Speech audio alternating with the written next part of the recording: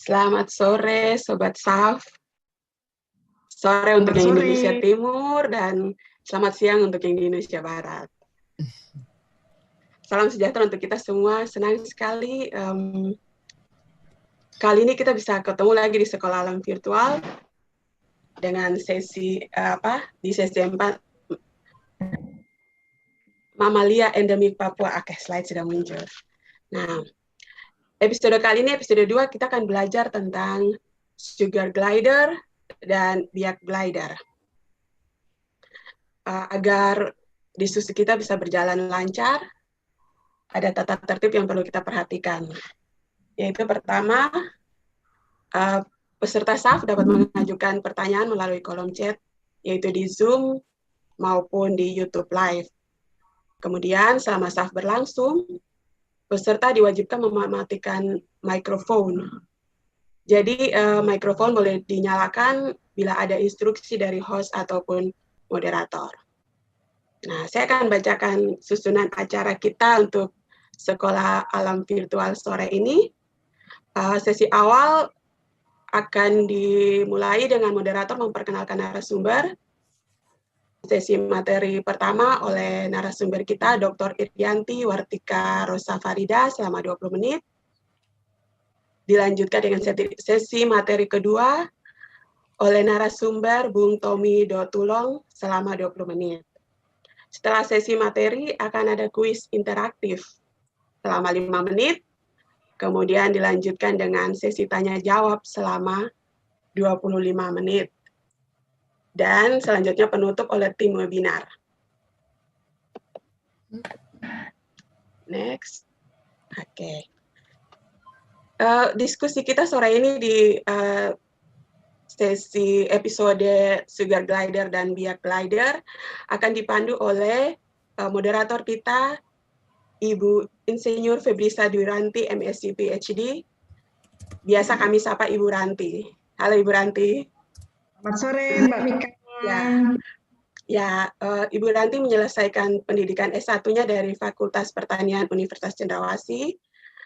Kemudian pendidikan S2 dari program studi biologi program pasca sarjana IPB University, dan selanjutnya beliau menyelesaikan S3-nya dari Kochi University Jepang di bidang Human Health dan Medical Science. Ibu Ranti berpengalaman melakukan penelitian di bidang mamalia terkait fisiologi.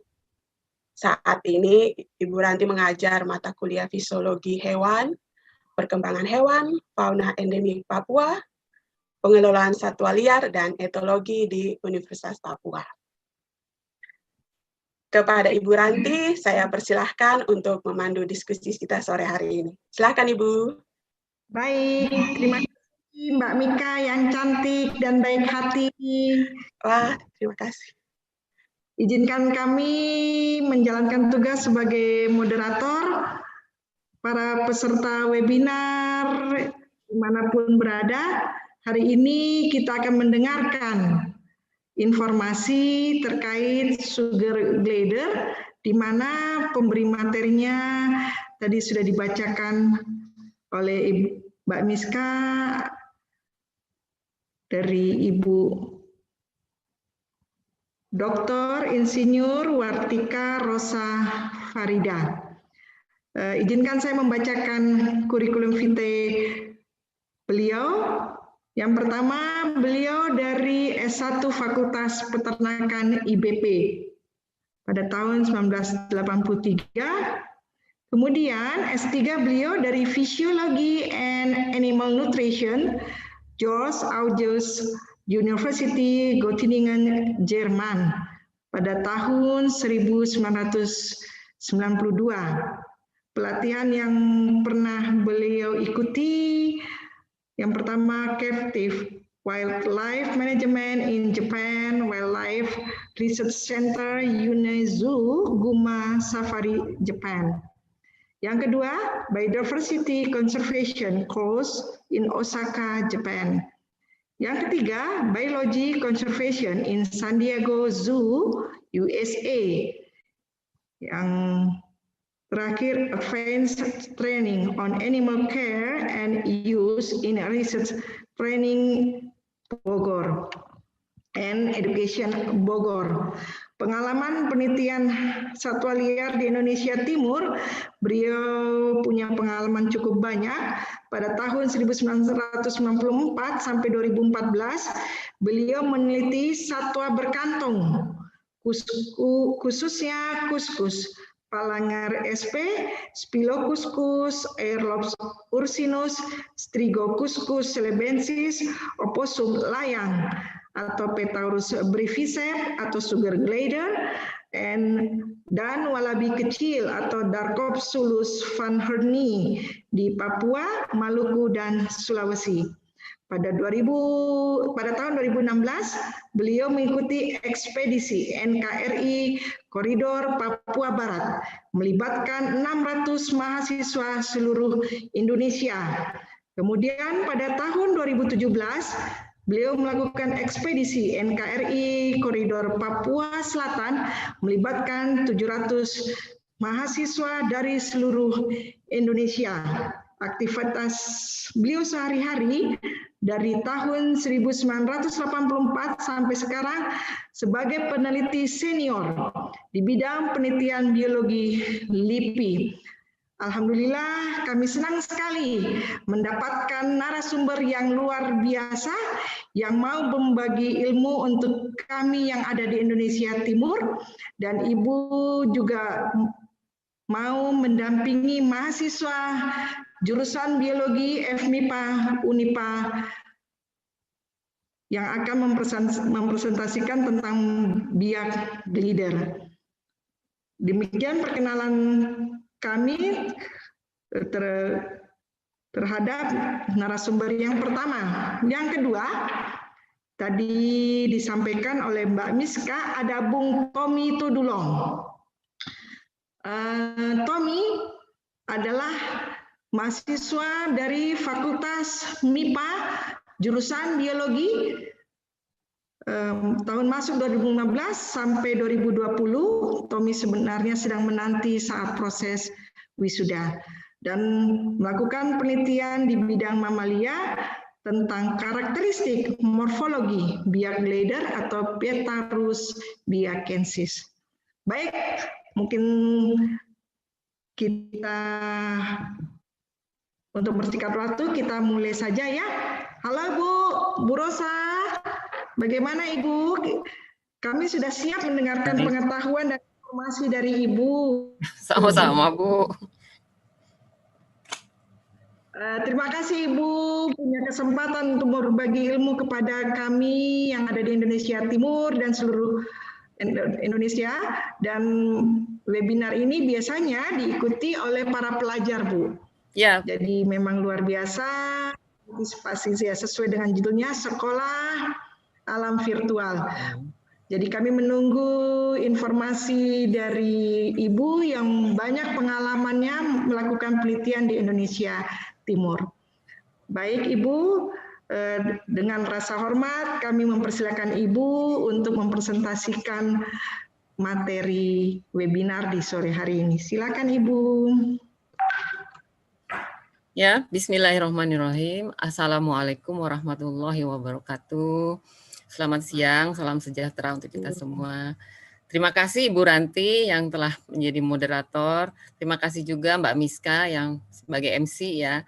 Terima kasih juga ke seluruh panitia Sekolah Alam Virtual yang telah mengundang saya untuk bisa berbagi bersama-sama di sini tentang satwa endemik di Papua. Saya senang sekali bisa berbagi karena saya cukup lama ya penelitian di Indonesia Timur, bolak-balik. Dulu di Wamena juga saya sempat 3 tahun di sana. Tetapi maksudnya bukan 3 tahun menetap di sana, artinya saya 3 bulan pulang karena memang peraturan dari kantor seperti itu, 3 bulan pulang, 3 bulan pulang. Tapi kalau di tempat yang lain, di Biak, terus di Papua Barat, Selatan itu saya nggak pernah lama, paling-paling sebulan itu kembali lagi. Kemudian di Maluku itu hanya terbentur satu yang tidak terrealisasi untuk penelitian kuskus, yaitu di Tual dengan K ya. Karena pada saat tahun 2000 itu yang terjadi, jadi sedikit cerita nih jadinya, nggak apa-apa ya Bu, terjadi kerusuhan itu, jadi saya tidak diberi izin sama kepala kantor untuk pergi ke Kepulauan Kei, jadi di situ saya tidak punya data untuk Kepulauan Kei. Tapi kalau untuk Kuskus Sulawesi itu dari utara sampai ke Tenggara lengkap sampai ke Pulau Wawoni itu ada datanya. Demikian. Saya senang sekali diundang di acara webinar, bisa bertemu dengan adik-adik dari tingkat mungkin dari SD, SMP, SMA sampai ke mahasiswa. Baiklah, mungkin saya sudah bisa mulai ya membawakan file tentang oposum layang ini.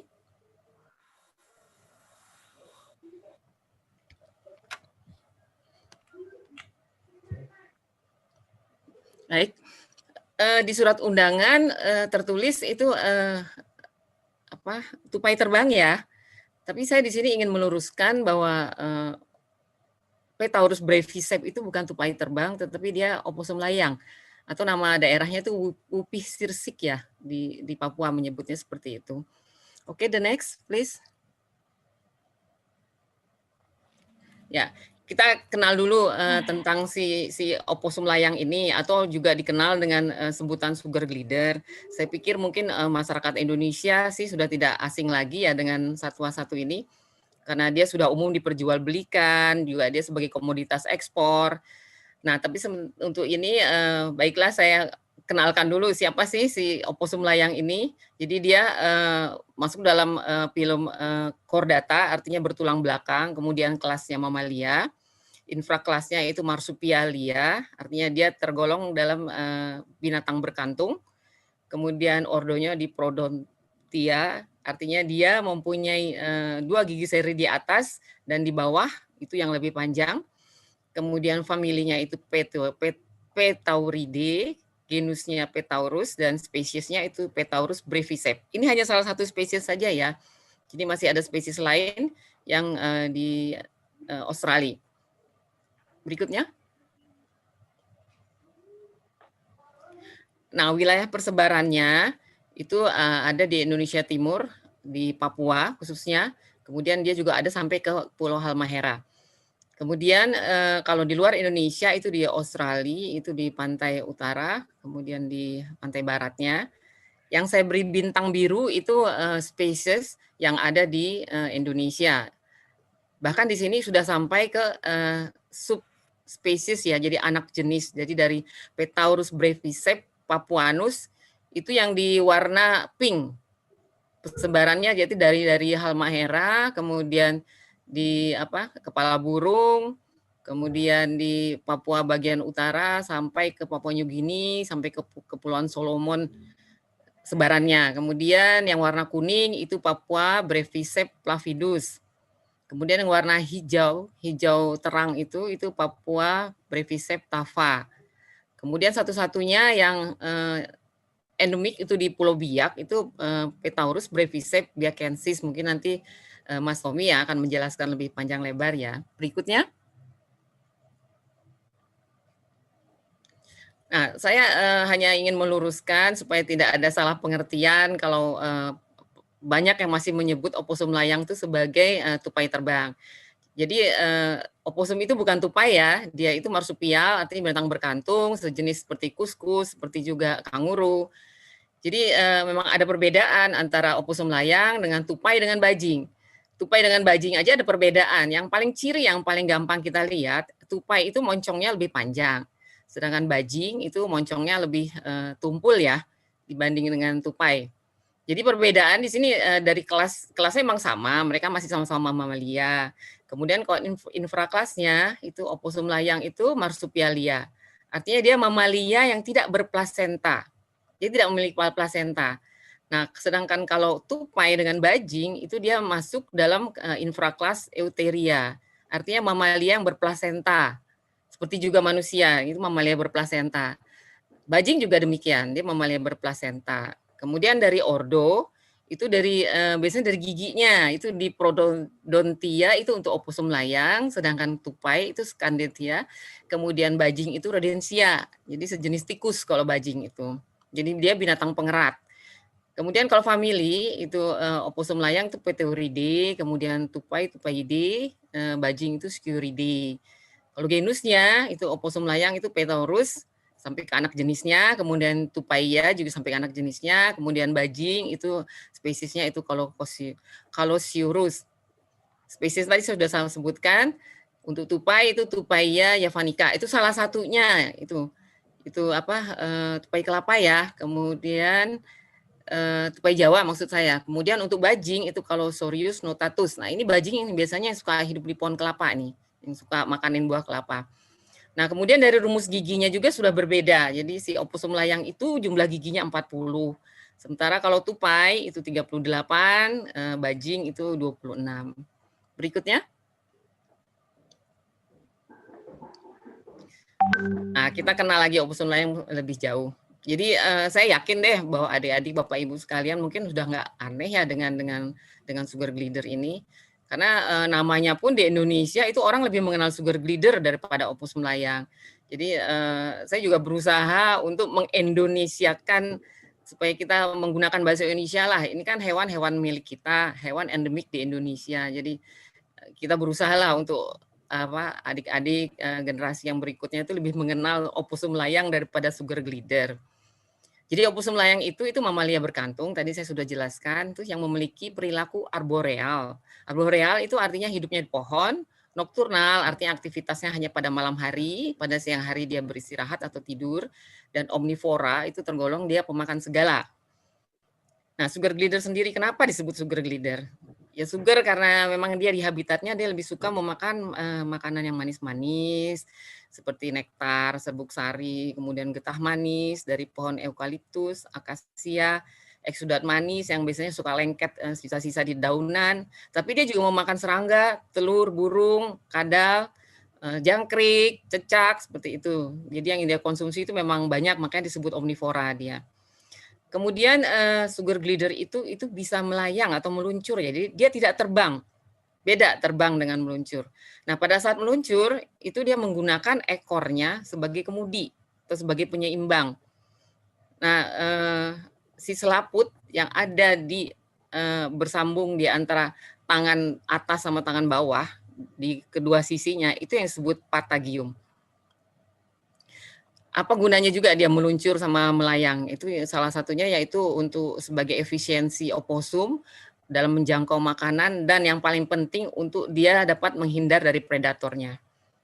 Berikutnya.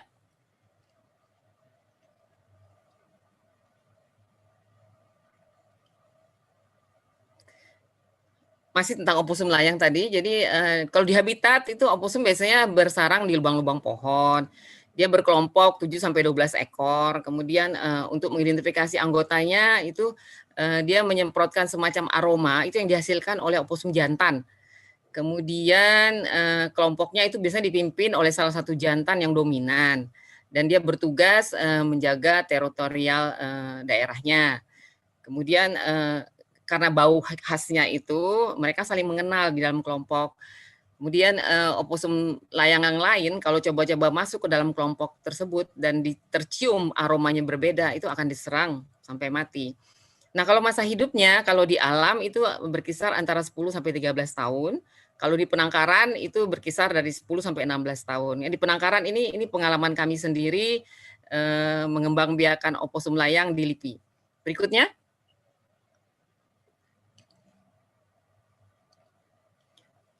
Karakteristiknya itu bobot badannya kalau jantan itu lebih besar, mencapai 160 gram, betina bisa mencapai 140 gram. Panjang badannya hanya 11 sampai 22 cm, panjang ekornya juga hampir sepanjang panjang tubuhnya. Kemudian bulunya itu halus, tebal, berwarna abu-abu kecoklatan, ada garis hitam memanjang dimulai dari hidungnya hingga ke batas pangkal ekornya. Kemudian ujung ekornya berwarna coklat tua, bagian bawah tubuhnya itu biasanya krem keputih-putihan. Matanya menonjol besar, penglihatannya sangat tajam terutama di malam hari. Telinganya juga besar, kalau kita raba itu lembut. Kemudian tangan, dia mempunyai 4 tangan ya, jadi itu tidak disebut kaki. Kemudian setiap tangannya itu dilengkapi 4 buah jari bercakar tajam, jari kedua dan jari 3 itu sebagian menyatu. Fungsinya apa? Itu untuk merapihkan bulu-bulunya pada saat grooming atau pada saat dia membersihkan atau merawat tubuhnya sendiri. Berikutnya.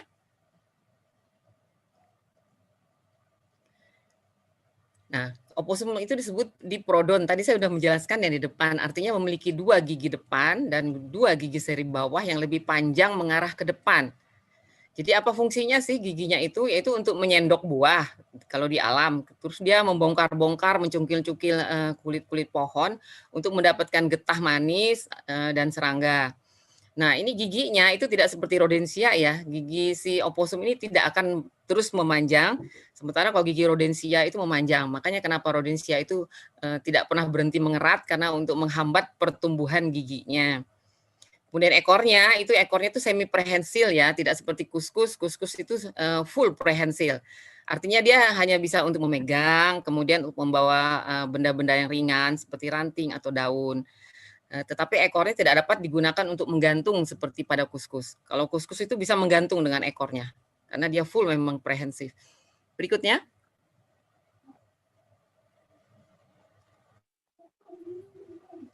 Kemudian perbedaan jantan dan betina itu gampang dilihat kalau dari secara secara fisik luar itu cirinya kalau jantan itu seperti ada botaknya tuh di dahinya. Kalau betina tidak ada. Ya. Kemudian kalau jantan jelas kalau kita balik badannya itu ada kantung testisnya. Sedangkan kalau betina itu ada kantung untuk menempatkan anaknya. Di dalam kantung itu ada 4 puting susu. Kemudian kantung testis dan penis jantan itu terpisah ya. Kalau penisnya itu agak lebih bawah letaknya, lebih mendekatin anus. Dan bentuknya itu unik ya, dia bercabang 2 penisnya oposum layang ini. Oposum layang-layang jantan itu baru mencapai matang seksual itu umur sekitar 10-12 bulan. Kemudian memiliki kelenjar aroma tadi yang saya bilang yang suka disebarkan di antara kelompoknya itu di dahinya yang ada botaknya itu, kemudian di dadanya ada lubang kecil yang untuk menghasilkan aroma khas mereka. Kemudian kalau betina itu kematangan seksualnya itu 8 bulan sudah mencapai, kemudian kalau beranak bisa 2 kali setahun. Buntingnya sangat singkat, hanya 15-17 hari, jumlah anaknya hanya 1-2 ekor. Jadi jarang sekali dia bisa menghasilkan anak sampai 3. Berikutnya.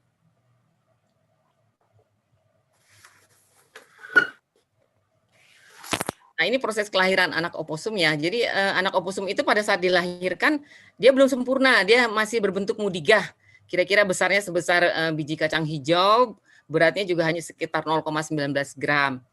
Setelah lahir itu si anak akan perlahan-lahan itu memanjat melalui bulu-bulu induknya dan akan masuk ke dalam kantung induknya. Nah, di dalam kantung induk tuh dia akan berdiam di situ selama 7-8 minggu dan menyusu karena ada 4 puting susu di dalam kantung induknya. Kemudian nanti setelah 7-8 minggu dia mulai keluar sebentar keluar, nanti kemudian dia ada yang asing, dia masuk lagi, keluar masuk, dan dia akan berada di kantung itu selama 7 bulan sampai dia tidak muat lagi untuk masuk ke dalam kantungnya. Dan anak oposum ini biasanya sih dikenal disebutnya joy ya sebutannya untuk anak oposum. Berikutnya.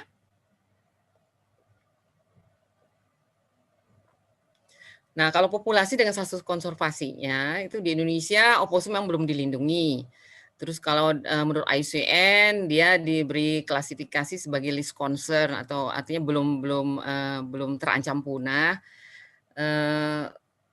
Tetapi kita jangan juga abai bahwa kita mengkhawatirkan juga bahwa suatu hari bisa jadi kalau terjadi kebakaran hutan, kemudian penyusutan habitat karena pembukaan lahan untuk perumahan, perkebunan, pertanian, tambang.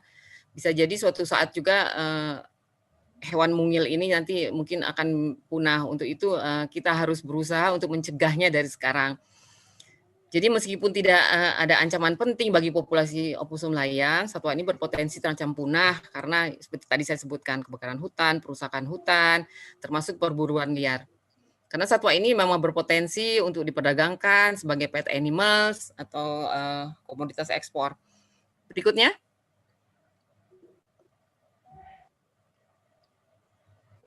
Ini produktivitasnya mungkin saya mengulang saja ya. Jadi perkembangbiakan itu siklus produksinya. Jadi kalau kami di penangkaran itu bisa kami atur. Jadi kami melakukan penyapihan dini. Jadi si induk kalau di alam yang bisa beranak hanya 2 kali setahun. Nah kalau di penangkaran bisa kita atur 3 sampai 4 kali setahun.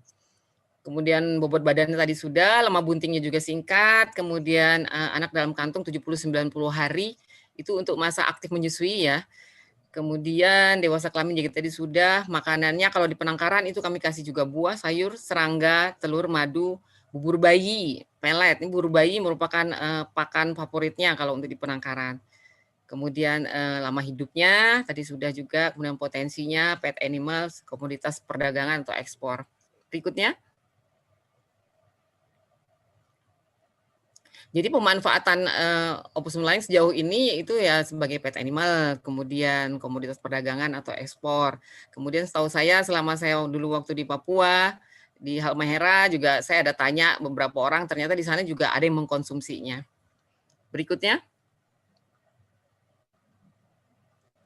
Terus kenapa jadi kita perlu melakukan tindakan konservasi? Tadi sudah saya jelaskan juga bahwa akibat rusaknya habitat, kemudian ada pembalakan liar, perdagangan satwa liar ilegal, pemanfaatan satwa liar secara lokal, tidak berwawasan konservasi.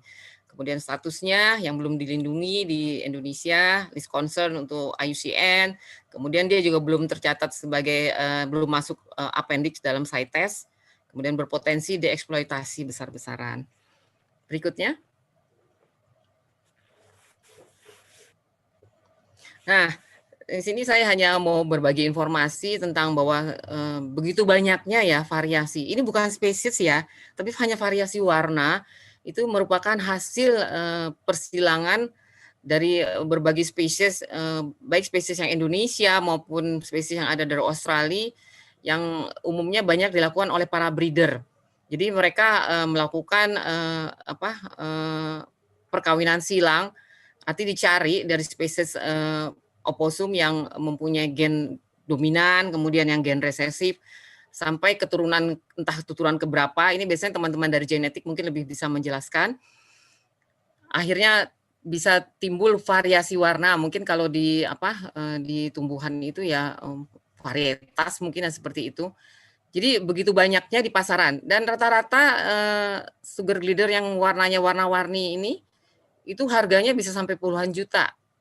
Jadi karena saya auditor dan biasa mengaudit penangkar-penangkar komersil, itu mereka biasanya punya stok ini cukup banyak dan mereka lebih cenderung menjual itu oposum-oposum yang variasi warna-warna ini karena memang harganya tinggi dibanding daripada oposum-oposum lokal. Jadi kalau dicatat itu ada sekitar 30 warna ya yang terdokumentasi.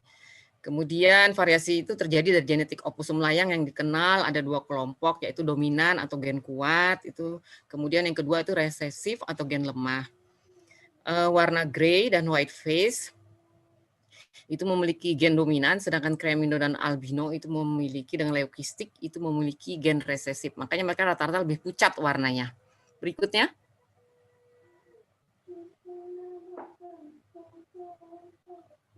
Nah, ini pertama itu classic grey. Ini umumnya kita memiliki ini si classic grey ini.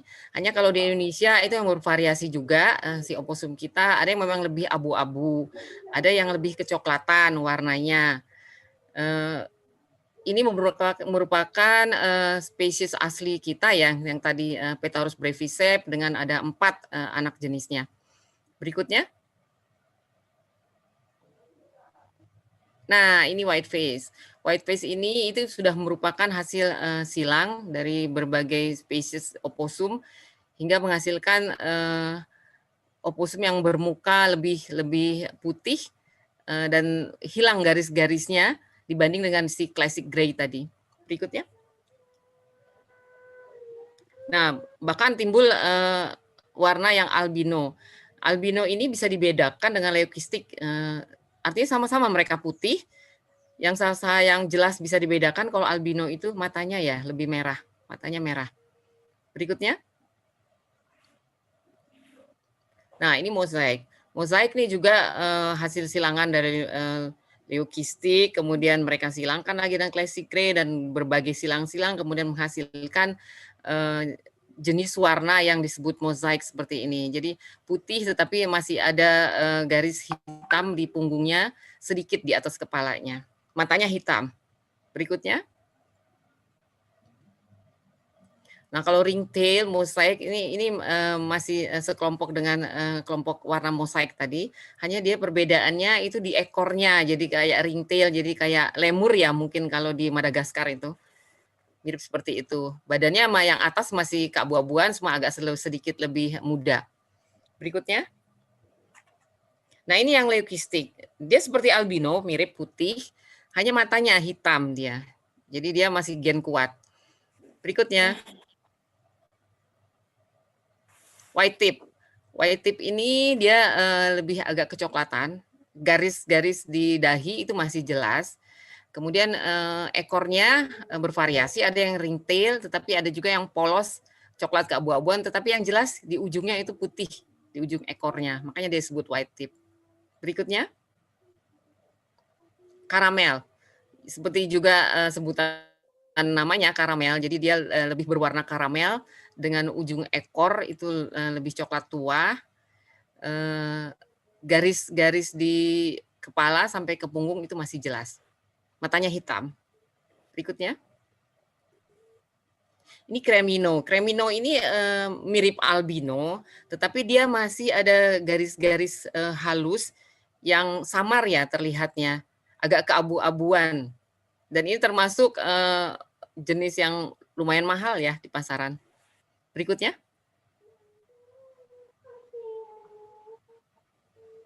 Platinum. Ini disebut platinum, saya juga tidak mengerti, padahal dia sebenarnya mirip-mirip juga dengan yang leukistik tadi, hanya masih ada garis terputus-putus di antara kepalanya, kemudian di punggungnya, di antara tangannya juga agak keabu-abuan, di ujung ekornya juga agak keabu-abuan, pucat ya, bau pucat. Ini juga termasuk mahal. Berikutnya. Nah, ini piebald. Piebald ini sebenarnya masuk dalam kelompok juga si mozaik tadi. Hanya bedanya dia ada lebih warna gelap itu di punggung sama di menjelang pangkal ekornya. Itu ada abu-abu lebih tua atau kadang-kadang agak kecoklatan lebih tua. Berikutnya. Nah, ini yang black beauty disebutnya. Dia sebenarnya lebih mirip ke classic gray, hanya memang lebih tua dan ada kehitam-hitaman di antara telinga, kemudian di mata, kemudian di antara tangan ya, tangan depan dan tangan belakang. Kalau yang black face, black beauty itu mirip dengan black beauty, hanya bedanya di mukanya itu lebih banyak garis-garis hitamnya. Berikutnya. Itu saja yang bisa saya share untuk oposum layang. Mungkin nanti di lain waktu bisa di-share juga tentang bagaimana pemeliharaan, bagaimana penangkarannya, bagaimana untuk memelihara hingga berhasil menjadi penangkar yang profesional. Demikian Ibu Ranti, terima kasih. Terima kasih Ibu Rosa, luar biasa informasinya. Walaupun Ibu berada di Indonesia Barat, tapi banyak informasi yang Ibu bisa bagikan kepada kami yang berada di Indonesia Timur. Terima kasih Ibu. Tadi kita lihat berbagai macam variasi Bu, ya, si oposum layang ini. Gambar-gambar yang tadi itu apakah ada di Indonesia Ibu? Ada Ibu. Semuanya ada di Indonesia? Ada. Jadi saya kan auditor Bu untuk mengaudit penangkar-penangkar komersil. Artinya sebelum mereka ekspor itu penangkar-penangkar komersil itu biasanya pihak LIPI dengan pihak KKH Kementerian Kehutanan itu mengadakan audit. Jadi untuk melihat kelayakannya. Jadi kalau namanya penangkarannya layak dalam segala hal ya dia boleh ekspor. Tapi kalau dia tidak layak itu dia belum diberi izin ekspor, dia harus perbaikan dulu penangkarannya. Nah itu di salah satu penangkar itu mereka punya lengkap Bu, dari yang foto-foto saya tampilkan itu. Karena memang mahal ya Bu, itu puluhan juta harganya.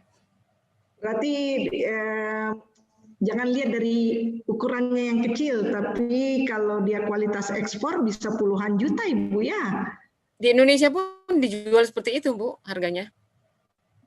Berarti Dan para hobis ya yang kantongnya tebal lah, Bu. Mereka sih mau-mau aja. ya, artinya ini peluang emas untuk adik-adik mahasiswa yang ada di Papua. Saya selalu mengatakan siapa lagi memperhatikan hewan-hewan yang ada di Papua, kita belajar mengkonservasi, dan Ibu dan kawan-kawan di Indonesia bagian barat bahkan bisa melakukan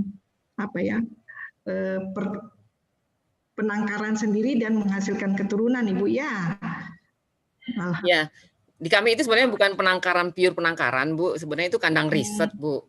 Hanya kan selama penelitian itu otomatis dia kan berkembang biak, Bu. Terus kami juga berusaha apa iya sih ini satwa hanya bisa beranak setahun 2 kali. Jadi kami melakukan penyapian dini melalui beberapa proses penelitian. Oh ternyata anaknya tidak mati kalau kita sapih dini seperti itu. Jadi dengan penyapian dini si induk bisa kawin lagi. Jadi dia bisa dalam setahun itu bisa 3 sampai 4 kali. Jadi itu salah satu usaha juga untuk mempercepat perkembangbiakannya, terutama kalau mengarah komersil ya. Tetapi kami kalau di LIPI kami tidak menjual. Jadi kami memang riset ya, Bu. Ya. Itu, Bu. Ya, terima kasih banyak Ibu sudah berbagi pengetahuannya. Nanti kita masuk acara diskusi, mungkin lebih banyak pertanyaan-pertanyaan menarik yang bisa ditanyakan oleh para peserta webinar. Ya. Ibu izin kami mempersilakan mahasiswa biologi FMIPA presentasikan hasil penelitiannya kepada Bung Tommy Todulong. Kami persilakan untuk mempresentasikannya. Silakan. Apakah suara saya terdengar, Ibu? Jelas terdengar. Ya, terima kasih untuk Ibu Moderator, Ibu Insinyur Febrisa Wiranti, MSc PG, dan juga MC Ibu Misca, dan setiap panitia dari Sekolah Alam Virtual. Terima kasih untuk memberikan kesempatan kepada saya. Ya, dari panitia mungkin bisa show screen share-nya. Ya, selamat sore untuk kita semua yang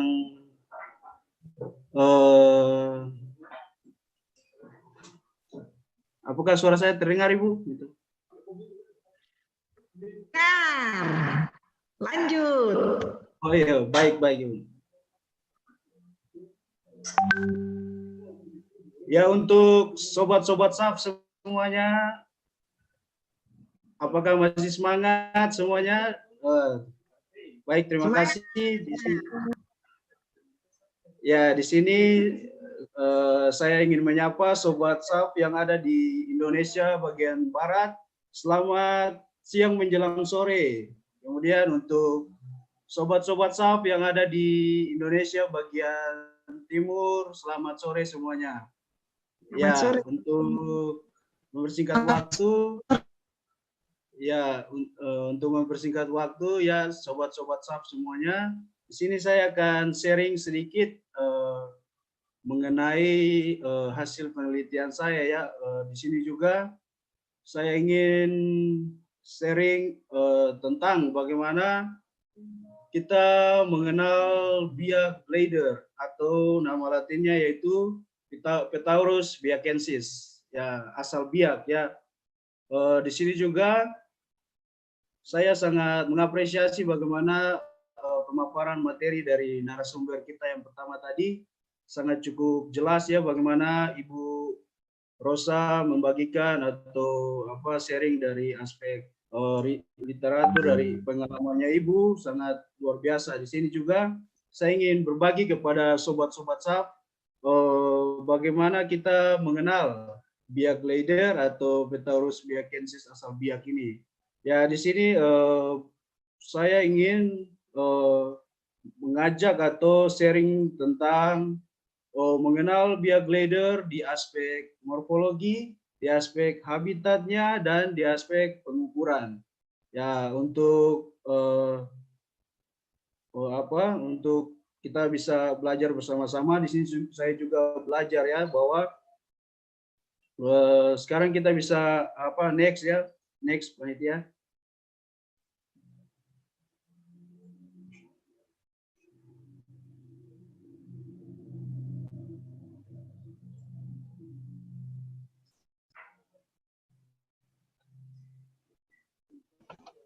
Next. Panitia mohon slide-nya. Ya, terima kasih. Ya, di sini kita mengenal peta Pulau Biak. Kalau kita berbicara mengenai Pulau Biak, bagaimana ada Kabupaten Biak ini adalah salah satu dari provinsi yang ada di Papua.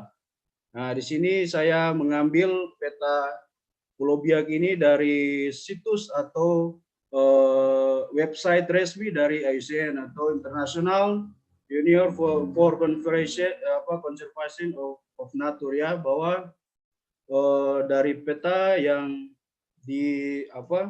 dikutip dari IUCN ini, bagaimana kita bisa lihat distribusi atau penyebaran dari Petaurus biakensis ini, yaitu dia hanya berada di Pulau Biak. Nah, seperti ada tanda-tanda seperti ada plot kuning ini adalah Pulau Biak ya, bahwa bagaimana ini juga jelas bagaimana dari website IUCN ini mereka membagikan seperti Ibu juga katakan tadi, yaitu membagikan status konservasinya. Kalau kita lihat dari status konservasinya dari yang dikutip oleh IUCN ini, yaitu list concern, seperti sugar glider tadi ya, bagaimana list concern ini yaitu beresiko rendah ya, atau perlu diperhatikan.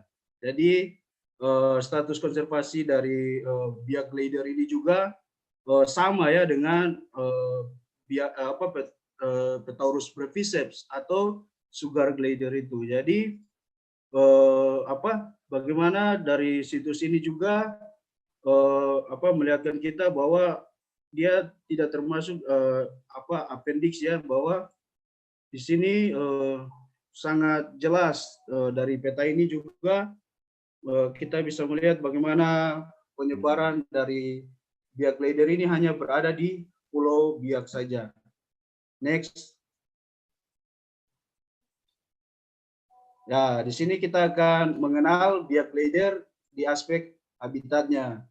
Bagaimana Petaurus biakensis ini, Petaurus biakensis atau disebut biak glider ini ditemukan di 2 lokasi di Kabupaten Biak, yaitu di lokasi Kampung Wandos itu berada di Biak Utara, dan juga Kampung Sarwa atau berada di Biak Barat. Kalau kita melihat dari aspek habitatnya dari biak glider ini, yaitu dia ditemukan di kebun masyarakat ya, seperti pengalaman saya, yaitu bagaimana melihat sendiri habitat dari Petaurus biakensis ini atau biak glider ini.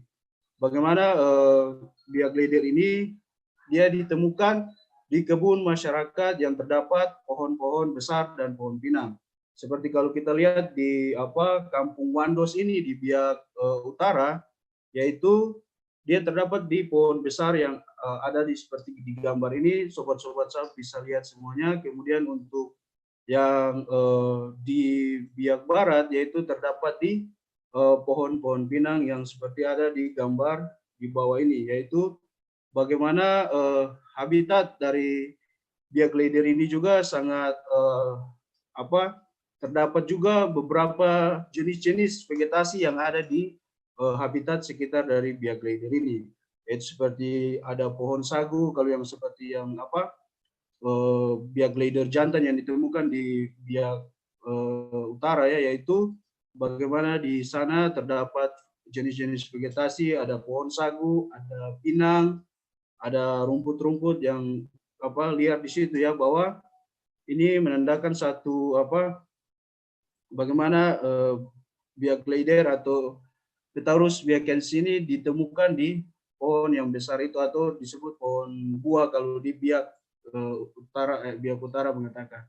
Kemudian untuk di kampung Biak Barat atau disebut Kampung Sarwa ya, bahwa di situ kami menemukan biak leader jantan. Di situ biak leader jantan ini di dalam kantongnya itu kami menemui 2 anak. Anak ini masih merah ya di dalam kantongnya. Jadi hewan ini sempat kami pelihara selama 1 minggu ya. Bagaimana juga seperti Bu Rosa juga tadi katakan, pada saat awal dari anak Petaurus biakensis ini atau biak leader, yaitu dia masih berwarna merah-merah ya, nanti akan ditampilkan di video pas akhir dari slide ini. Jadi kita bisa lihat bagaimana aktivitas makan dari Petaurus biakensis betina ini bersama anaknya. Kemudian juga menurut atau kami juga menerima informasi dari masyarakat di sana bahwa untuk mendapatkan biak leader ini, yaitu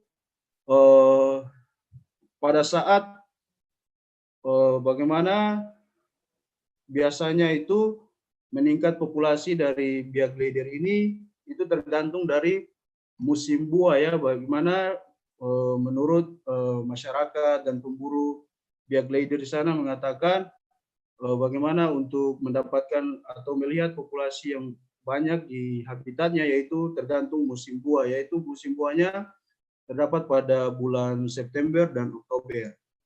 Ya, next.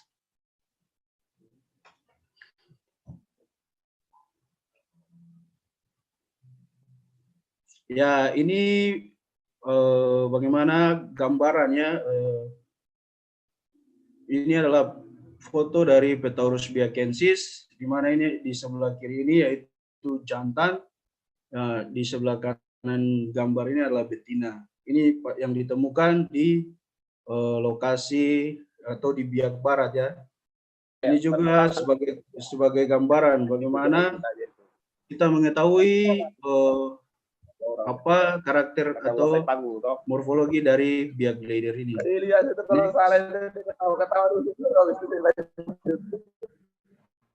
Next.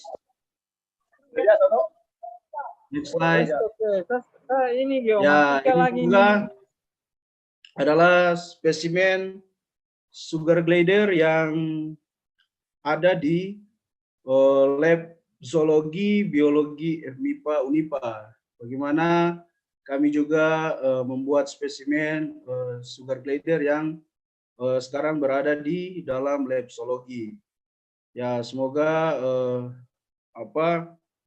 waktu dan kesempatan dari sobat-sobat SAF bisa, mungkin ada waktu, ada kesempatan bisa mengunjungi lab zoologi biologi di FMIPA. Ya, ini adalah gambaran bagaimana kita bisa ada pandangan atau ada wawasan bagaimana kita melihat begini loh bentuk sugar glider seperti Ibu Rosa juga katakan tadi, bagaimana ini kita mengoleksinya, kita membuat spesimen di lab biologi zoologi FMIPA Unipa. Next.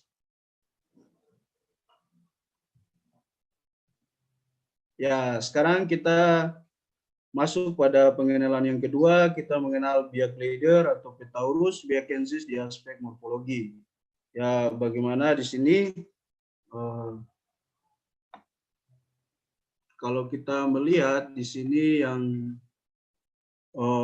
bagian gambar di sini yang atas dan bawah itu, yang bagian atas yaitu bagian dorsal.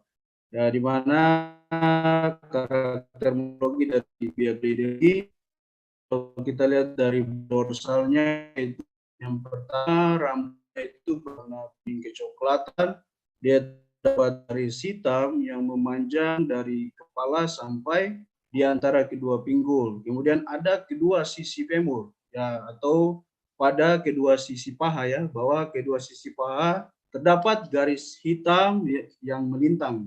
Kemudian untuk bagian ventral yang digambar yang kedua ini, bahwa yang pertama rambutnya juga berwarna kuning pucat, Kemudian sepertiga dari ujung ekor berwarna hitam. Next.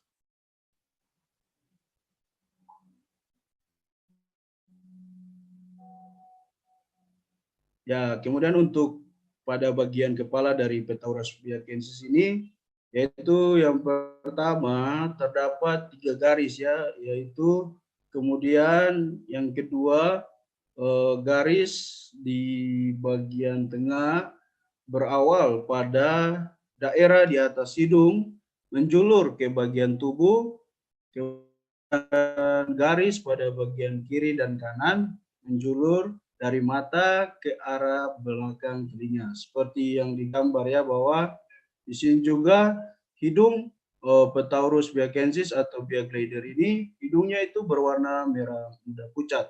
Kemudian pada mata Petaurus biakensis berwarna hitam dan bulat, yang mampu melihat pada saat malam. Jika terkena cahaya, matanya menjadi bersinar. Kemudian untuk telinga dari Petaurus biakensis atau Bia glider ini, yaitu berwarna kecoklatan. Ya, kemudian untuk kaki atau seperti yang Ibu juga katakan tadi, tangan dari Petaurus biakensis ini atau Bia glider, yaitu dia mempunyai 5 jari dan masing-masing mempunyai cakar kecuali pada bagian jempol. Pada kaki belakang jari kedua dan ketiga menyatu ya, yang disebut sidactylus. Seperti yang digambar ini ya, bahwa ditemukan 5 jari, yang jari kedua dan ketiga menyatu, yang disebut sidactylus. Next. Ya, ini perbedaan antara jenis kelamin betina dan jenis kelamin jantan. Seperti yang Ibu juga tadi sudah sampaikan sangat jelas, bahwa perbedaannya yaitu bagaimana jantan dia mempunyai penis ya, yang berada dekat pangkal ekor dan testis. Kemudian betina juga memiliki sebuah kantung yang menggantung di daerah perut, seperti yang di bawah ini. Kemudian next. Ya, jadi di sini sekarang kita mengenal Bia glider dari ukuran. Ukurannya, bahwa di sini saya mengambil 2 individu, satu jantan dan satu betina, melakukan satu pengukuran. Bagaimana di sini kalau kita lihat dari panjang kepala hingga tubuh, kemudian panjang ekor, kemudian panjang telinga, panjang kaki belakang, dan bobot badan. Kalau kita melihat dari grafik yang ada di slide di sini, bagaimana panjang kepala sampai tubuh dari jantan dan betina ini yang lebih mendominasi, yaitu betina ya, dia yang lebih panjang. Kemudian untuk panjang ekor juga betina, kemudian panjang telinga yaitu betina, kemudian panjang kaki belakang juga yaitu betina, dan bobot badan sini juga betina yang lebih berat. Jadi dari seluruh pengukuran yang saya dapatkan, yaitu atau pengalaman saya di lapangan, yaitu pada saat pengukuran ukuran tubuh Petaurus biakensis jantan dan betina, dapat disimpulkan bahwa dari panjang kepala sampai tubuh, panjang ekor dan panjang telinga, kemudian panjang kaki belakang dan bobot badan, yaitu betina yang mendominasikan dari jantan. Ya, kemudian slide selanjutnya ada video ya, bagaimana sobat-sobat SAF semuanya kita mungkin bisa menyaksikan video singkat yang diambil dari penelitian ini.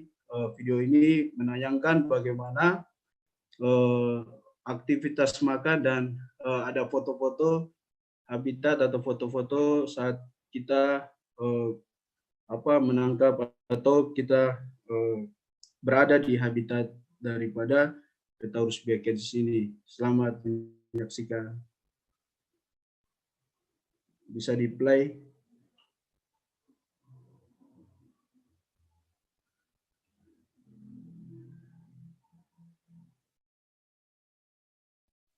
Di bawah, ya. Baik.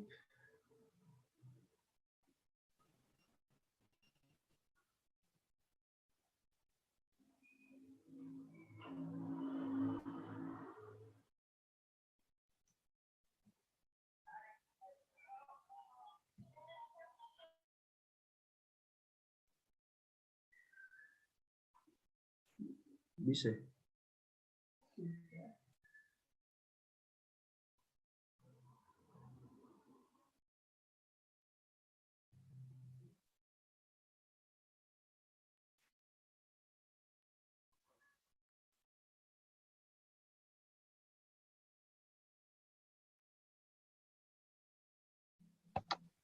Atau Saudara Tommy punya videonya, mungkin bisa diputar dari laptopnya saja kah? Ya, mungkin saya bisa share screen ya, Ibu. Minta izin panitia. Panitia mohon Nanti. Tommy bisa diberi kesempatan.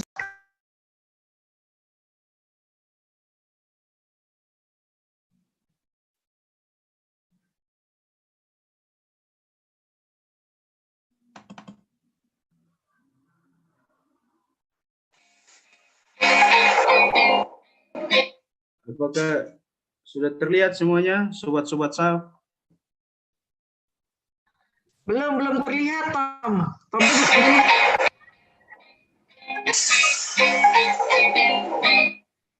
Belum ya, Bu? Belum.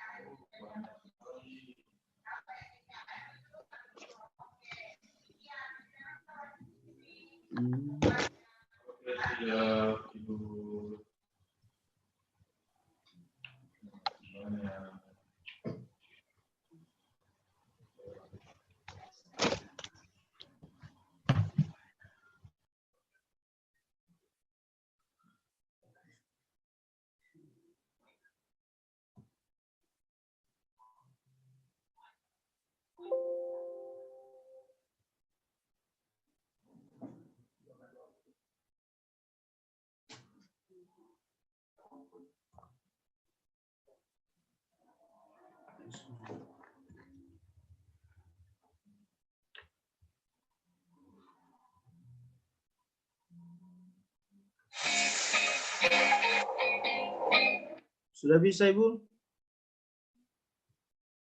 Panitia? Tidak gitu.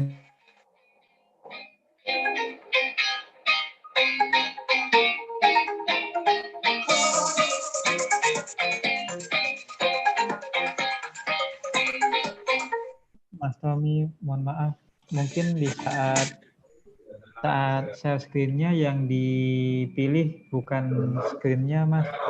Yang dipilih tapi videonya. Saat pilih share screen, ada pilihan tuh, Mas.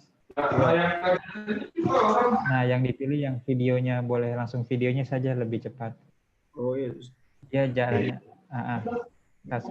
Videonya dibuka dulu, lalu ketik pilih share screen, nanti ada pilihan yang videonya saja. Iya. Videonya harus dibuka dulu, Mas.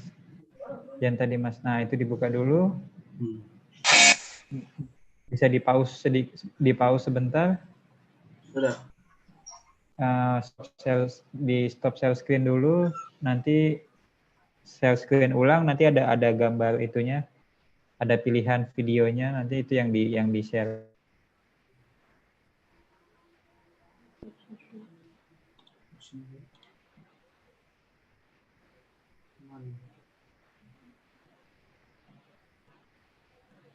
Oh iya.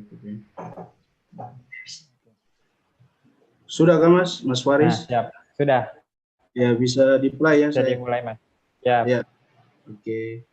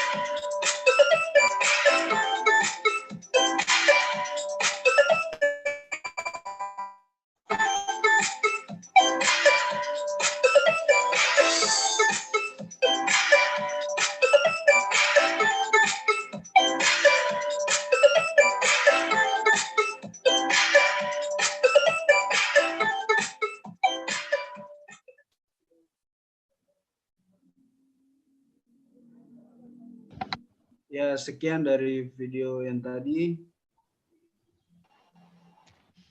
Ya, mungkin sharing saya sampai di sini. Terima kasih semuanya. Waktu saya kembalikan kepada moderator. Terima kasih kepada Bung Tommy yang setelah mempresentasikan tentang biak glider. Baik, panitia, apakah kita masuk kuis interaktif lebih dahulu? Ya, Ibu. Ya.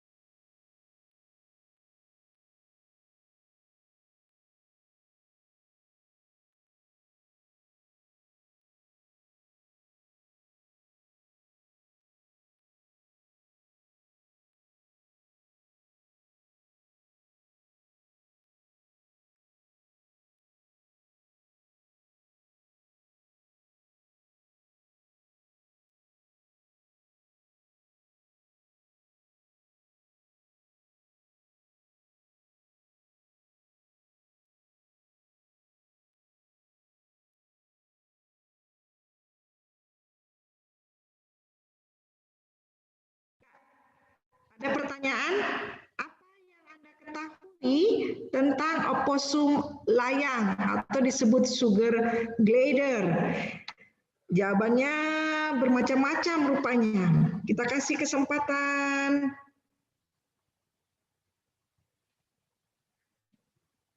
Untuk ini, ayo masih diberi kesempatan para peserta webinar untuk menjawab. Semangat. Masih 14 orang. Yang hadir di sini 54 orang. Silakan berpartisipasi.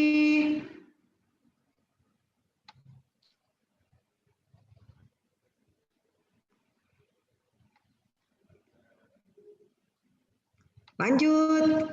Ayo, mana partisipasinya? Baru 15 orang.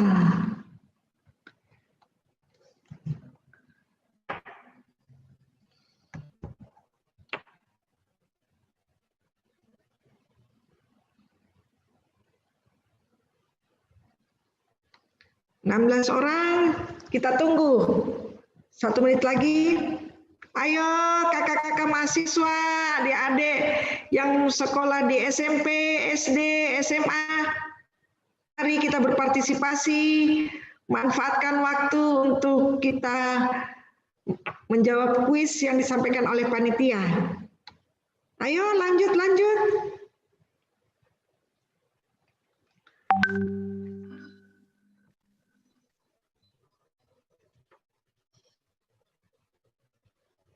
Ya, bagaimana panitia, masih ada waktunya atau kita closing saja? Untuk jawaban ini, oh masih. Sabar Ibu Rosa, masih semangat Pak peserta untuk menjawab kuis interaktif ini. Ayo, wah, semakin cepat, ayo semangat. Ayo, mari tingkatkan.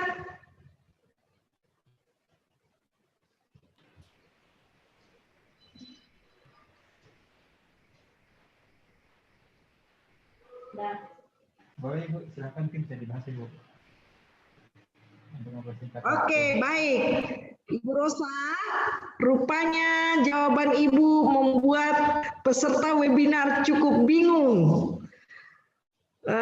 Banyak pilihan A 3 orang, pilihan B 15 orang, pilihan C 3 orang, pilihan D 4 orang, pilihan pilihan D 3 orang, pilihan E 4 orang.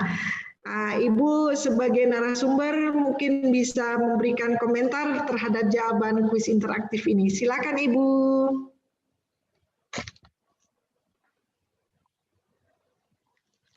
Ibu suaranya masih di unmute, Bu.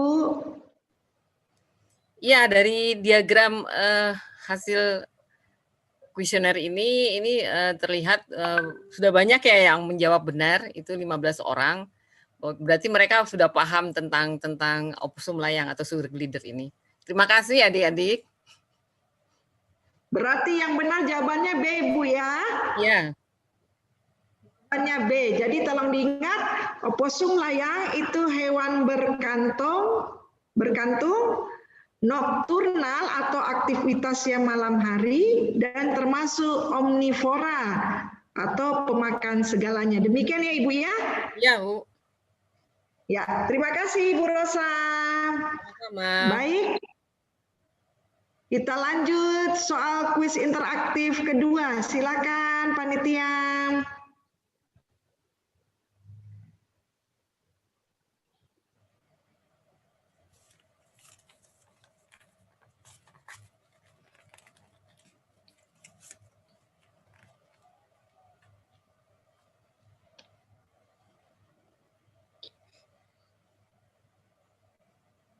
Ya, ada pertanyaan.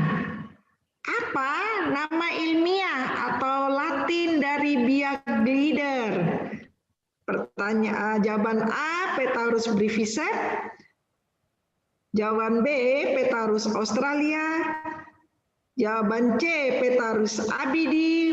Jawaban D, Petaurus biakensis. Jawaban E, Petaurus breviceps longicaudatus. Silakan. Ayo, mana yang lain?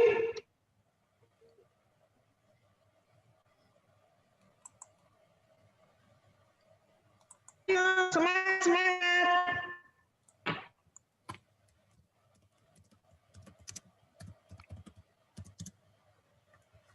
Dua 20 orang menjawab.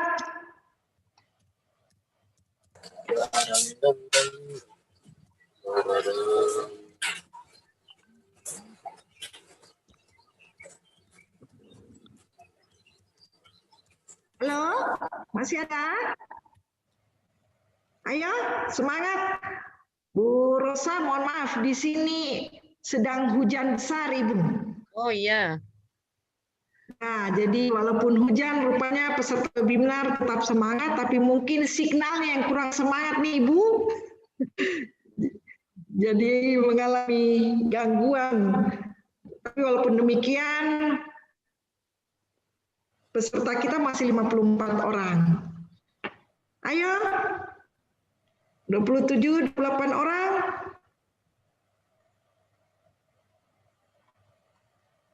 Ya, bagaimana panitia? Masih ada waktu untuk peserta webinar menjawab?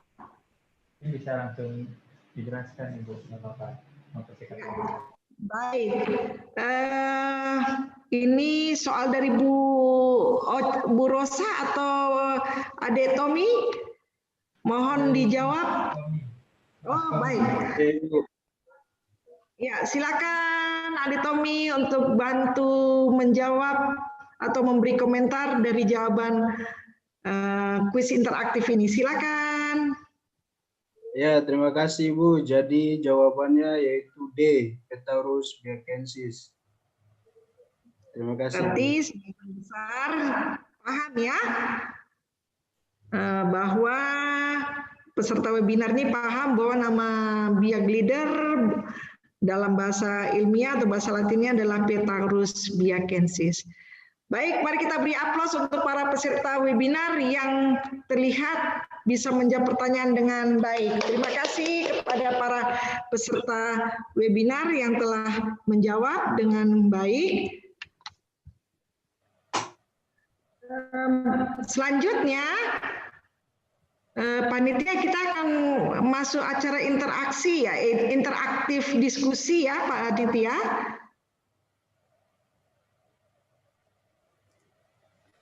Mungkin panitia bisa men-share pertanyaannya dan tolong kita konsentrasi. Mohon Ibu Rosa, Dek Tommy, kita baca bersama pertanyaannya dan mungkin bisa saling membantu atau memberikan penjelasannya. Silakan. Yang pertama, Ibu, ini ada pertanyaan dari Pak Z Parinding untuk sesi pertama. Jadi untuk Bu Ocha, Bu Rosa, bagaimana bioekologi dari oposum ini? Mungkin Ibu jawab dulu satu-satu kah? Oke, saya jawab. Silakan. Ya, silakan Ibu. Ya, bioekologi dari oposum layang, dia berhabitat, habitat aslinya yaitu di Indonesia, itu sebarannya khususnya di Indonesia Timur, dari Papua hingga ke Halmahera. Kemudian pulau-pulau yang di sekitar kepala burung itu juga ada, kayak pulau ini kepala burung itu, ada pulau apa yang di sekitar kepala burung itu, ada Pulau Salawati, ada Pulau Misol, kemudian ada Waigeo juga ya.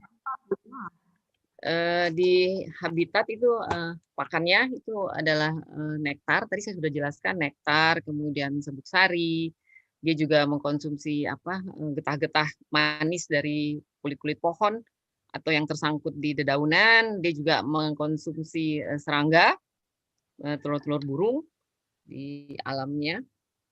Seperti itu, antara lain bioekologinya. Baik Ibu, Ibu sudah menjawab. Tadi sudah banyak saya jelaskan di itu. Nokturnal, arboreal, kemudian omnivora, seperti itu. Tadi seperti di kuis juga. Di kuis juga muncul Bu ya. Baik Ibu, terima kasih sudah menjawab pertanyaan dari Pak Parinding. Kemudian kita pindah ke pertanyaan kedua Ibu, masih berhubungan dengan materinya Ibu. Ini ditanyakan oleh Ibu Fitriyanti Pakiding.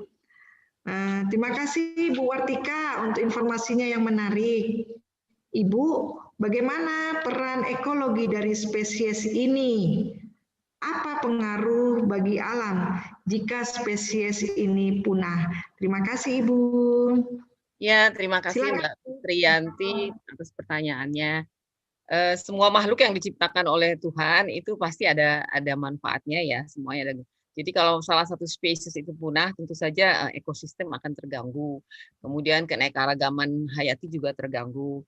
Jadi untuk itu ya kita saja yang masih berada di alam yang indah ini harus berusaha ya untuk menjaga keseimbangan ekosistem tersebut. Jadi memang harus dicegah jangan sampai ada salah satu spesies punah, karena akan juga mengganggu rantai makanan di alam. Jadi bisa jadi kalau satu spesies punah akan diikuti dengan kepunahan spesies-spesies lainnya. Jadi kita juga harus bijak dalam pemanfaatan spesies. Jadi memang tidak dilarang sih memanfaatkan satwa liar, artinya untuk kebutuhan, entah itu kebutuhan sehari-hari atau memang kebutuhan yang bersifatnya komersil untuk perdagangan, ekspor. Tapi semuanya memang ada aturannya, ada kuotanya. Jadi kalau untuk kebutuhan sehari-hari, umpamanya seperti di tempat habitatnya, jadi tidak dilarang kok. Jadi kalau kita memanfaatkan itu untuk konsumsi atau memang untuk keperluan keluarga, tapi ya kita harus bijak, maksudnya jangan berlebihan lah dalam memanfaatkan sesuatu. Itu mungkin Ibu. Baik Ibu, terima kasih ya Ibu sudah bantu menjawab. Ibu, kalau dihubungkan dengan tadi, sugar glider itu kan pemakan nektar, mungkin dia berperankah dalam proses penyerbukan? Oh iya, dia sangat berperan dalam memencar biji juga, karena dia makan buah-buahan hutan juga. Jadi dia berperan juga dalam pemencaran biji di hutan. Pemencaran biji. Jadi tadi Ibu bilang kalau sampai spesies atau sugar glider ini punah, bisa jadi pertumbuhan atau persebaran tanaman tidak berjalan dengan baik, proses penyerbukan juga. Ya. Terima kasih ya Ibu sudah bantu menjawab pertanyaan dari Ibu Fitriyanti Pakiding. Baik, kita lanjut pertanyaan berikutnya. Silakan. Ibu, masih banyak penggemarnya Ibu menanyakan sesi yang pertama dari Ibu Susan Sandy. Assalamualaikum Ibu Ros. Saya ingin bertanya, mengapa oposum layang lebih lama hidup di penangkaran 10 sampai 16 tahun dibandingkan di alam yang hanya umurnya 10 sampai 13 tahun. Apa alasannya Ibu? Mungkin Ibu bisa bantu menjawab. Silakan Ibu. Ya, makasih Mbak Susan atas pertanyaannya. Tentu saja hewan yang hidupnya di alam itu banyak ancaman ya. Dia ada predator di alam itu. Terus kemudian dia harus juga menghadapi kondisi di alam yang situasinya bisa berubah-ubah. Ada juga faktor kebakaran hutan, penyusutan habitat, jadi pembukaan lahan untuk pertanian, perkebunan, pemukiman, pertambangan. Itu juga sebenarnya ancaman bagi satwa-satwa yang berada di alam. Kemudian musim ya, jadi bisa jadi mungkin kalau di Indonesia tidak terlalu terasa ya, tapi seperti di Australia itu kan ada musim-musim tertentu di mana sumber pakan bagi oposum layang itu menurun. Jadi dengan menurunnya sumber pakan mereka harus bersaing di antara mereka. Sementara kalau di penangkaran hidup mereka kan sangat terjamin. Jadi pakan sudah disediakan. Kalau sakit sudah ada dokter hewan yang merawatnya. Tempatnya disediakan senyaman mungkin. Jadi untuk itu kehidupannya kan selalu terpantau oleh si pemelihara. Maka kenapa dia kalau di penangkaran itu jauh lebih panjang umurnya, termasuk hewan-hewan yang di kebun binatang ya. Seperti itu. Ya. Baik Ibu, terima kasih jawaban dari pertanyaan Ibu Susan. Selanjutnya Ibu, kita masuk pertanyaan berikutnya dari Didimus Yos. Ini kebetulan mahasiswa biologi Ibu. Pertanyaannya begini, selamat sore Ibu Rosa, saya Didimus, mau bertanya, mengapa jenis kelamin jantan oposum layang memiliki penis 2 cabang penis? Apakah di bagian 2 cabang penis ini mempunyai fungsi yang berbeda pada saat perkawinan? Mohon penjelasannya Ibu, silakan. Ya, selamat sore Mas Didimus, terima kasih pertanyaannya. Jadi bentuk penis itu dari berbagai hewan memang ada berbagai bentuk ya. Ini salah satu yang unik ini pada oposum layang. Jadi penis jantannya itu memang dia bercabang, tetapi dia tidak mempunyai fungsi yang berbeda pada saat perkawinan.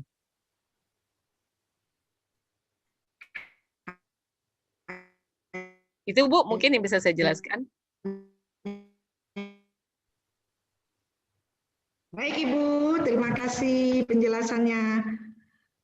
Panitia, masih adakah pertanyaannya? Mungkin bisa dijawab, mumpung ada ahlinya. Ada Bu Rosa yang banyak melakukan penelitian tentang sugar glider. Untuk sahabat SAF, kalau kita baca di jurnal-jurnal penelitian, banyak nama Ibu Wartika Rosa Fadida yang menceritakan tentang sugar glider, tupai terbang atau oposum layang. Jadi mari kita gunakan kesempatan ini bertanya kepada ahlinya. Baik Ibu, kita lanjut ya Ibu ya. Masih ada pertanyaan lagi dari Pak Set Parinding kembali. Koleksinya tampak oposum betina. Apakah penelitian gennya berdasarkan perbedaan warna? Adakah info tentang pohon tidur? Mungkin pohon untuk beristirahat kali ya, pohon tidur atau perkembangannya dan jenis makanannya. Jadi Ibu kayaknya pertanyaannya begini, apakah antara jantan dan betina itu memiliki perbedaan warna? Terus mohon infonya pohon apa saja sih yang digunakan untuk beristirahat atau untuk berkembang biak dan sebagai sumber makanannya. Begitu Ibu, silakan dijawab Ibu. Ya, makasih Pak Z atas pertanyaannya. Koleksi tampak oposum betina. Kalau dari segi warna antara jantan dan betina dalam satu spesies ya itu tidak ada beda, warnanya sama ya. Kalau dia sudah berbeda spesies itu baru berbeda warnanya. Tetapi kalau variasi warna, saya tidak bilang spesies ya, dari contoh-contoh yang saya tampilkan di presentasi tadi, itu variasi warna. Yang saya jelaskan tadi itu merupakan hasil dari perkembangbiakan yang dilakukan oleh para breeder komersil ya, yang dilakukan. Jadi kalau kita sendiri, kalau sudah masuk dalam penangkaran, saya kalau mengaudit penangkaran, kalau saya temukan itu mengawinkan antara variasi warna dengan spesies asli Indonesia. Jadi umpamanya Petaurus breviscae papuanus yang itu jelas sudah melanggar aturan karena di penangkaran kan kita harus mempertahankan kemurnian genetiknya. Nah, kalau untuk penelitian sampai ke masalah genetik untuk perbedaan warna, itu tadi seperti saya sampaikan bahwa karena saya bukan orang genetik, jadi ada baiknya mungkin teman-teman yang ahli untuk di bidang atau yang bekerja di laboratorium genetik, ada baiknya mungkin melakukan penelitian tentang oposum yang variasi warna itu. Tapi saya sendiri nggak yakin ya, mungkin juga kalau dilihat pun karena sudah ada filogeni yang saya lihat itu hasil dari Australia, bahwa ternyata itu di situ muncul dari variasi warna itu sebenarnya banyak juga sih berasal dari Papua yang mereka kawin silangkan dengan yang dari Australia. Jadi nanti kedekatan jarak genetiknya juga terlihat di situ. Jadi ada baiknya juga sih mungkin Ibu Ranti menyarankan mahasiswanya mungkin ya Bu, yang tertarik untuk genetik oposum layang ini bisa diteliti Bu. Kemudian kalau info tentang pohon tidur, maksudnya tempat oposum beristirahat ya Pak mungkin, dan perkembangbiakan dan jenis makanannya. Kalau untuk jenis pohon tidur terutama yang di alam, nanti Bapak mungkin bisa buka Google Scholar ya Pak, atau dari internet Bapak klik nama saya, nanti di situ ada penelitian saya di Papua itu ada berbagai macam jenis pohon yang dipakai untuk beristirahat maupun pohon-pohon yang menjadi sumber pakannya. Bisa lihat Pak, karena saya tidak hafal dan itu sudah agak lama penelitiannya. Kalau perkembangbiakannya itu sudah kami teliti juga di LIPI, termasuk jenis-jenis makanan alternatifnya. Kalau Bapak tertarik untuk mengembangbiakan satwa liar, mari Pak, silakan. Karena kami di LIPI itu memang menyediakan waktu untuk pelatihan-pelatihan untuk menangkarkan atau mengembangbiakan oposum layang. Dan gratis ya, tidak dipungut bayaran. Bersertifikat. Pertanyaan berikutnya. Ini pertanyaan Pak Adrian untuk saya atau untuk Mas Tommy ini pertanyaannya.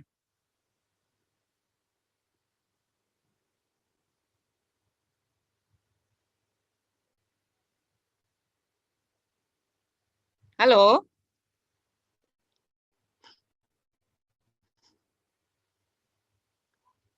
Halo? Putus ya?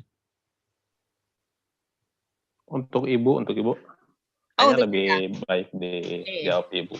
Ya, terima kasih Pak Adrian pertanyaannya. Kalau mau memelihara hewan ini, untuk sementara dia belum dilindungi. Tetapi kalau nantinya Mas atau Bapak Adrian akan berusaha, tapi untuk komersil, kalau sekadar hobi mungkin belum perlu izin. Tapi kalau nanti untuknya komersil, untuk penangkaran, untuk dijual, untuk diekspor, itu tentu perlu izin ya. Jadi izin mendirikan suatu penangkaran itu bisa diurus di BKSDA setempat, izin penangkaran. Kemudian dapat membeli secara resmi di mana? Saya kurang tahu kalau mau di Papua, apa misalnya sudah ada penangkar resmi yang menjual bibit untuk pemeliharaan oposum layang. Tetapi kalau di Jawa Barat ya khususnya ya, di sekitar Jabodetabek itu ada beberapa penangkar yang menyiapkan spesies oposum layang dan bisa dibeli. Resmi maksudnya, jadi bukan ilegal. Seperti itu mungkin yang bisa saya jelaskan.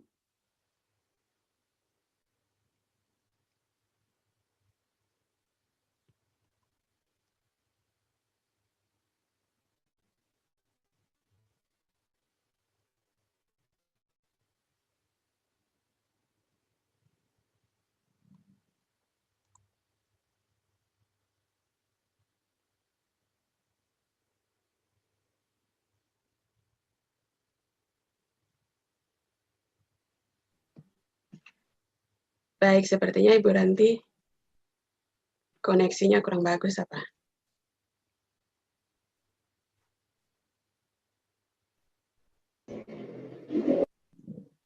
Oh, sudah. Halo?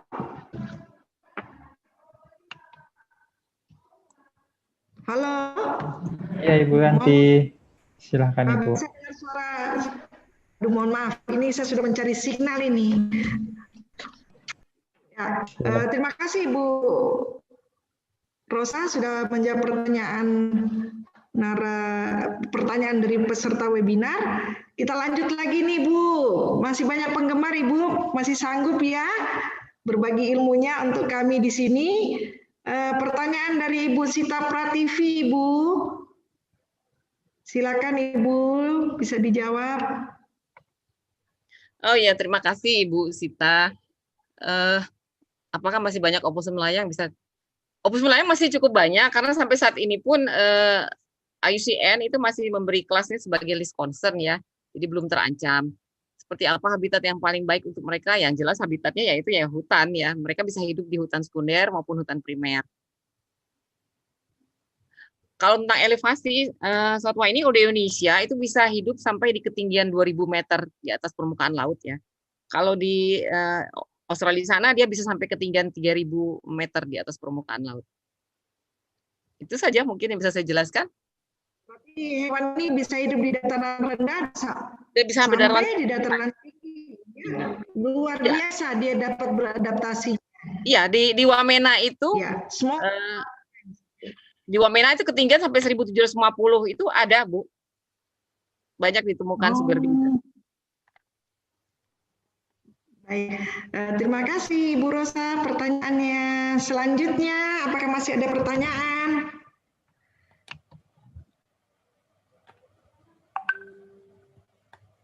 Ibu, masih untuk Ibu lagi nih Ibu. Dari mahasiswa biologi namanya Debbie Karet. Selamat sore, saya ingin bertanya kepada Ibu Rosa. Dari penjelasan tadi, untuk oposum layang hasil persilangan dapat dilihat dari morfologinya saja. Yang ingin saya tanyakan, apakah pembedanya antara morfologi, apakah pembedanya hanya pada morfologi saja? Mohon penjelasannya, Ibu. Ya, terima kasih Mbak Debbie. Sementara ini kalau kita melihat dari variasi warna, itu memang hanya dari morfologinya saja, dari luarnya ya. Kemudian para breeder itu memberi namanya. Makanya tadi saya menyarankan alangkah baiknya bila ada mahasiswa atau peneliti yang tertarik ya untuk meneliti apa memang ada gen khusus atau menjadi anak spesies atau spesies baru dari begitu banyaknya timbulnya varian-varian warna seperti itu. Kalau sampai saya tidak bisa menjelaskan karena bukan bidang keilmuan saya genetik. Iya, betul Ibu. Jadi kami di sini sedang berusaha juga jadi spesimen sugar glider yang tadi Saudara Tommy jelaskan. Kami punya koleksinya juga warna-warni dari alam ini, bukan karena perkawinan oleh si peternak glider. Mungkin perlu penelitian tentang DNA-nya. Apakah memang mereka masih satu spesies kah? Atau subspesies kah, atau dia spesies yang berbeda? Jadi punya kesempatan luas untuk adik-adik mahasiswa atau siapa saja yang melakukan penelitian ke arah genetik ya Ibu ya?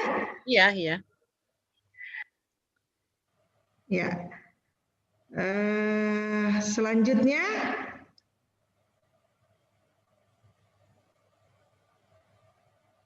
dari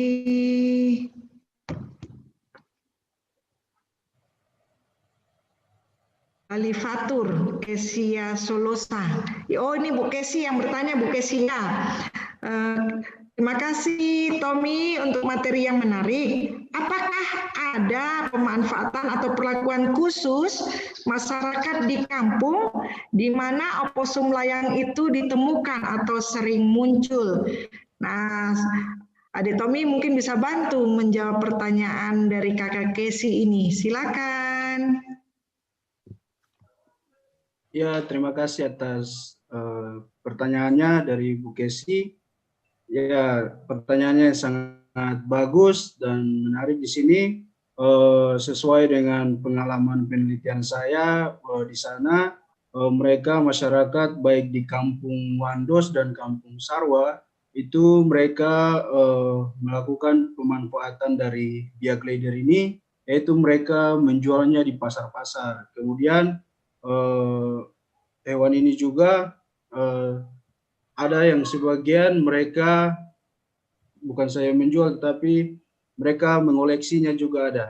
Jadi untuk pemanfaatannya di Kampung Sarwa dan Kampung Wandos begitu Ibu Kesi. Terima kasih. Iya. Jadi pemanfaatannya ada. Jadi hanya dijual saja ya, Detomi ya, belum ada pemanfaatan atau belum dilakukan pemeliharaan. Baik.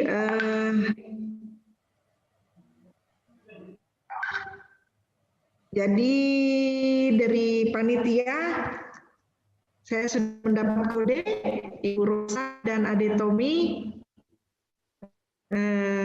Waktu untuk berdiskusi selesai. Mungkin Ibu Rosa yang banyak melakukan penelitian bisa menitip pesan kepada kami untuk menjaga atau memelihara hewan sugar glider atau possum layang, atau mulai dari Ade Tommy dulu memberikan pesan karena Tommy baru saja melakukan penelitian opossum glider atau opossum layang ini. Kami beri kesempatan pada Ade Tommy dulu Bu ya untuk memberikan pesan sobat-sobat SAF. Silakan Ade Tommy, mau pesan apa untuk para peserta webinar? Ya, terima kasih Ibu. Di sini untuk mungkin pesan saya bahwa kita tahu biak glider ini adalah hewan endemik dari Papua atau dari Indonesia yang kita cintai ini. Ya, jadi kalau kita melihat setiap literatur yang ditulis baik oleh Flannery, kemudian dari IUCN, bahwa mereka mengatakan juga memang hewan ini termasuk berisiko rendah ya, atau perlu kita perhatikan. Walaupun dia juga tidak masuk dalam peraturan undang-undang menteri, tetapi untuk menjaga, mengkonservasi, kita semua sobat-sobat SAF semuanya kita perlu mengambil satu tindakan, yaitu kita perlu menjaga dan kita perlu memperhatikan hewan endemik ini. Jadi bukan saja kita bicara, tetapi kita perlu ada satu tindakan yang bisa merealisasikan untuk kita perlu memperhatikan atau menjaga dari kita melihat status konservasi ini. Kita tidak boleh menganggap remeh seperti Ibu Rosa juga tadi katakan, kalau pada saat hutan terbakar atau apa, pasti hewan ini akan punah. Ya, jadi untuk pesan saya yaitu kita perlu ada satu tindakan yang bisa merealisasikan untuk menjaga, mengkonservasi hewan-hewan endemik dari Papua, khususnya sugar glider atau Petaurus breviceps dan Petaurus biakensis atau biak glider. Baik, terima kasih Ibu, itu mungkin pesan saya. Terima kasih Ade Tommy pesannya. Terima kasih Bu. Ya, mungkin Ade Tommy bisa pesan khusus untuk saudara-saudara kita di Biak, bisa menjaga spesies endemik atau spesies ini hanya ada di Pulau Biak. Silakan. Ya, mungkin untuk sobat SAF yang bergabung, mungkin ada yang dari Biak. Ya, ini satu pengalaman dari saya juga untuk hewan endemik yang ada di Papua ya, di Papua khususnya di Pulau Biak, bahwa hewan ini adalah hewan yang endemik. Jadi untuk sobat-sobat SAF semua yang ada di Kepulauan Biak, untuk tetap menjaga dan terus mengkonservasi biak glider ini atau Petaurus biakensis. Biarlah dari materi yang disampaikan ini bahwa kita perlu ada satu tindakan untuk menjaga biak glider ini, karena biak glider ini adalah hewan endemik dari Pulau Biak. Baik Ibu, terima kasih. Terima kasih Ade Tommy. Ibu Rosa mungkin minta waktunya untuk memberikan pesan atau motivasi untuk kita yang berada di Papua terhadap sugar glider atau opossum layang ini. Silakan Ibu. Baik Bu, makasih Bu Ranti. Oke, kita patut bersyukur ya bahwa Indonesia itu dilimpahi sumber daya hayati yang melimpah, bahkan kita dijuluki sebagai negara mega biodiversity karena begitu beragamnya sumber daya hayati yang kita miliki. Salah satu sumber daya fauna yang kita miliki dan itu endemik di Indonesia Timur itu antara lain yaitu opossum layang tadi atau lebih dikenal sugar glider. Tapi saya mohon sekali kalau bisa sih adik-adik atau ya kita lah bangsa Indonesia untuk lebih menghargai bahasa kita sendiri daripada kita menggunakan bahasa asing yang jelas bukan bahasa kita lah. Siapa lagi akan menghargai bahasa kita kalau bukan kita sendiri ya? Ibu. Ya, gunakanlah kata opossum layang seperti itu untuk menyebutnya. Jadi walaupun status opossum layang itu di Indonesia memang saat ini memang belum dilindungi ya, tetapi perusakan habitat, kebakaran hutan, pembalakan liar itu kita hampir setiap hari mendengar ya, dan itu terjadi di mana-mana di seluruh Indonesia. Jadi kita memang harus prihatin ya terhadap salah satunya ya opossum layang ini. Dan kita memang tidak akan mau dong bahwa salah satu sumber fauna endemik kita di suatu saat nanti akan punah. Untuk itu kita perlu sadar. Jadi dari kita lah yang kita harus menyadari bahwa kita harus menyelamatkan satwa ini dari kepunahan. Karena satu jenis spesies punah berarti keseimbangan ekosistem juga akan punah. Jadi bila adik-adik, Bapak Ibu sekalian akan memanfaatkan sumber opossum layang ini untuk hobiis misalnya, itu dipersilahkan. Bahkan kalau mau menangkarkan untuk tujuan komersil itu juga dipersilahkan. Ada prosedurnya yang bisa diikutin dan itu tidak susah.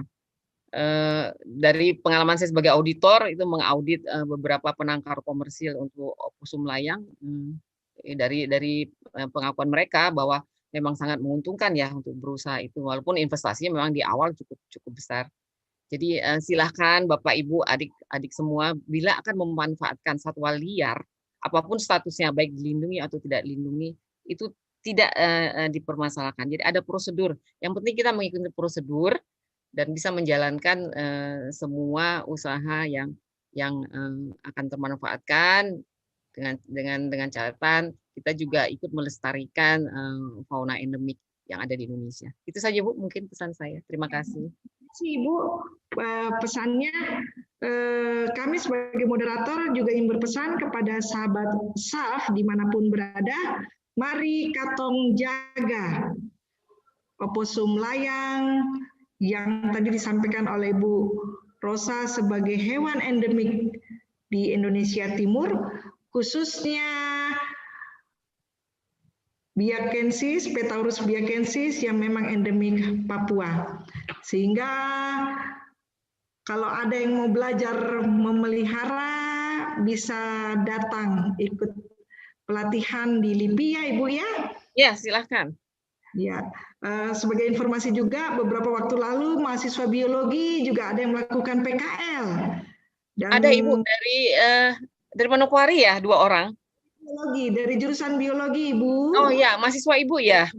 Ya, alhamdulillah mereka sudah selesai menyelesaikan studinya dan banyak hal yang mereka ceritakan tentang Ibu Rosa. Makanya nama ya, Ibu. Di lab kami dia itu PKL-nya waktu itu. Iya, betul Ibu.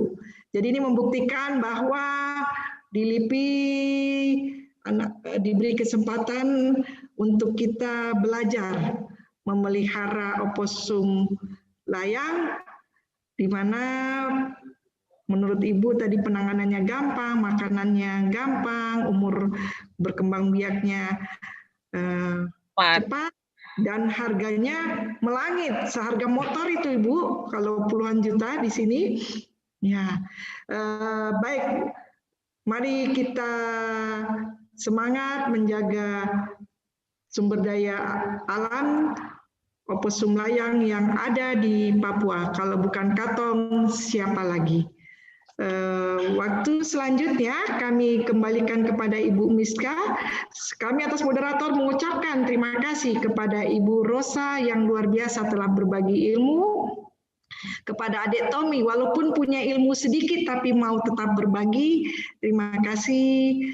Kemudian kepada panitia atas memberikan kesempatan kami mensukseskan kegiatan webinar ini, dan kepada para Sobat SAF, terima kasih atas partisipasinya sore ini. Waktu selanjutnya kami kembalikan kepada panitia, Kakak Miska, silakan. Baik, terima kasih banyak Bu Ranti. Terima kasih sudah memandu SAF ini dengan sangat menyenangkan. Terima kasih untuk Ibu Rosa dan Bung Tommy. Perlu kita ketahui sesi ini direkam dan akan di-upload pada akun YouTube kami. Sobat SAF bisa follow akun kami di S4C BLKB. Dan kami juga minta mohon untuk Sobat SAF bisa mengisi link survei yang telah dibagi di kolom chat Zoom dan juga di YouTube Live. Ini berfungsi untuk kami sebagai panduan untuk mengelola SAF lebih baik lagi. Ya, linknya sudah tampil. Oke. 2 minggu lalu sudah ada sesi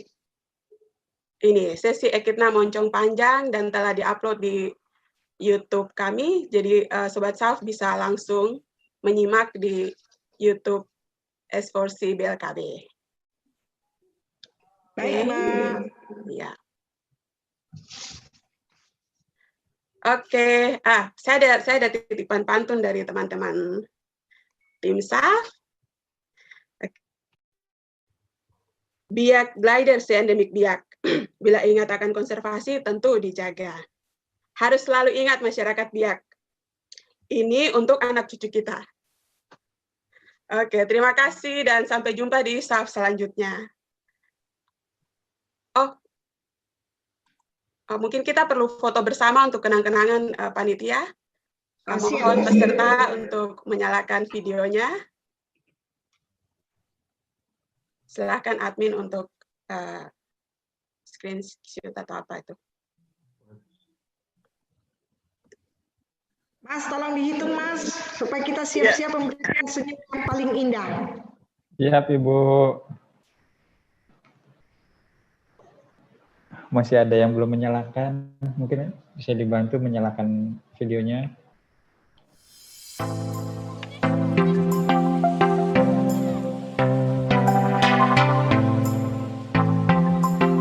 Oke, siap.